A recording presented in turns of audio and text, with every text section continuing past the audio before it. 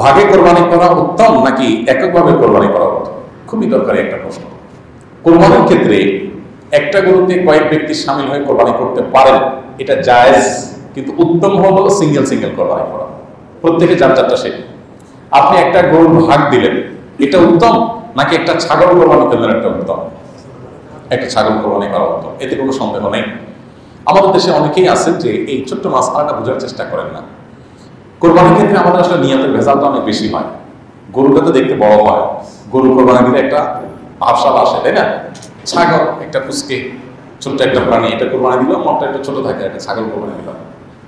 আমি যেন প্রায় বলি, ঢাকায় বিশেষ করে অনেক লোক আছেন যারা বিশাল বড় বড় গরু কোরবানি করেন। বিশেষ করে আমাদের অভিযান এলাকাগুলোতে, ধানমন্ডি, গুলশান, বাড়িধারা, এই সমস্ত এলাকাগুলোতে কোনো কোনো বাড়িতে কোরবানির আগ দিয়ে গেলে আপনি দেখবেন গ্যারেজের ভিতরে এক একটা গরু আছে 5 লাখ 6 লাখ টাকা দামের, 3টা 4টা 5টা গরু। মানে কত বড় আল্লাহর প্রিয় বান্দা যে এতগুলো গরু আল্লাহ রাহ জবাই করতে চায়, কিন্তু আল্লাহর বান্দা নামাজ পড়ে না। বুঝা যাচ্ছে কথা? কিছু লোক আছে আলহামদুলিল্লাহ, তাদের টাকাও দিছে, বড় গরু কোরবানি দেয়, মানুষকে গোশত দান করে সওয়াবের উদ্দেশ্যে, আল্লাহকে খুশি করার উদ্দেশ্যে, এটা তো ভালো। কিন্তু এর বাইরে ম্যাক্সিমাম লোক জানেন গরু বড় বড় দেখে দেয়, বেশি পরিমাণে দেয়, 10টা 20টা 50টা, অমুক সাপ তমুক সাপ, এমপি সাপ, মন্ত্রী সাপ, সভাপতি সাপ, ব্যবসায়ী সাপ। এগুলো বেশিরভাগই উপার্জনের কোনো ঠিক ঠিকানা নাই, উদ্দেশ্য মানুষের কাছে দেখানো, মানুষের কাছে ভালো সাজা। এই জন্য আমি বলি গরুর সাইজ যত বড় হয় নিয়তে তত ভেজাল বেশি হয়, সাধারণত, সব ক্ষেত্রে না, ব্যতিক্রম আছে।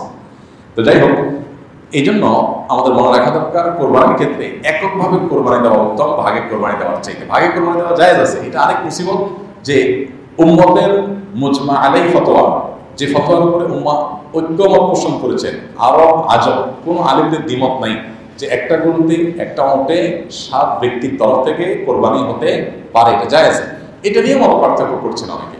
তো ভাগে কোরবানি দেওয়া জায়েজ, এটা নিয়ে কোনো সন্দেহ নেই, কিন্তু উত্তম হলো ভাগে না দিয়ে সিঙ্গেল দেওয়া, একাকি দেওয়া। কোনো এক ব্যক্তিকে চাকরি দেওয়ার পর সে যদি খুশি হয়ে আমাকে কিছু টাকা দিতে চায়, তা নেওয়া ঠিক হবে কিনা? আর চাকরি দেওয়ার আগে যদি আমি বলে নিই যে চাকরি দিতে পারলে আমার এত টাকা দিতে হবে, এমনটি করলে নেওয়া ঠিক হবে কিনা? এই প্রশ্নকর্তার নিজে যদি চাকরি দাতা হন, আপনি এমন কোনো পদে আছেন যে আপনার দায়িত্বের অংশ হলো চাকরি দেওয়া, তাহলে সেক্ষেত্রে আপনি অতিরিক্ত কোনো টাকা গ্রহণ করলে, কোনো সুবিধা গ্রহণ করলে চাকরি প্রার্থীর কাছ থেকে, সেটা অবশ্যই উৎকোচ হবে, সেটা অবশ্যই ঘুষ হবে, যেটা হারাম, কোনো অবস্থাতে জায়েজ নেই। এটাকে উপহার বলে দেন, খুশি হয়ে দেন, আরো যত নাম দেন না কেন, সব অবস্থাটা কি হবে? হারাম হবে। আপনার দায়িত্বের বাইরে আপনি এমনি সাধারণ মানুষ, ওই অফিসে চাকরিও করেন না, সরকারি কর্মকর্তাও না, আপনি কারোর চাকরি দেওয়ার জন্য দৌড়াদৌড়ি করলেন। অনেক প্রতিষ্ঠান আছে যে প্রতিষ্ঠানগুলো এগুলো ম্যানেজমেন্ট করে, যে আপনি সিভি দিলেন, তিনি উপযুক্ত চাকরি খুঁজে বের করলেন, করে লিয়াজো করে দিলেন এবং মধ্যস্থতা করে চাকরির ব্যবস্থা করে দিলেন, তখন ওই কোম্পানি ফি হিসেবে যে টাকাটা নেবে সেটা তাদের জন্য জায়েজ হবে। এর বাইরে সাধারণত চাকরি দিয়ে টাকা নেওয়া, এই যত আপনার পদ্ধতি আমাদের সমাজে প্রচলিত আছে, এগুলো বেশিরভাগই সাধারণত ওই ব্যক্তির দায়িত্বের অংশ, অথবা তিনি সরকারি চাকরি করছেন, আরেকজনকে লবি করে, লিয়াজো করে, জাস্ট কোথাও একটু বলে করায় দিচ্ছেন, তো এটার বিনিময় গ্রহণ করেছেন, এটা জায়েজ নাই। তিনি ব্রোকারের মতো খুঁজে খুঁজে দৌড়ে দৌড়ে চাকরি বের করেছেন, করে তারপর তার সিভি সেখানে সাবমিট করেছেন, দেন চাকরির ব্যবস্থা করেছেন, ব্রোকার হাউসের মতো, এরকম যদি কোনো প্রতিষ্ঠান হয় তখন জায়েজ হবে। আজকাল ঘুষ এবং যৌতুক, এই দুইটা কাজ, এটা নাম পরিবর্তন হয়ে গেছে। এখন ঘুষকে ঘুষ আর বলা হয় না, যৌতুককে যৌতুক বলা হয় না। শয়তান এগুলোকে আমাদের কাছে এই অবৈধ কাজকে বৈধ হিসাবে প্রমাণ করার জন্য, সাব্যস্ত করার জন্য একটা নতুন টার্ম এবং নতুন নাম দিয়েছে, সেটা হচ্ছে খুশি হয়ে দেওয়া।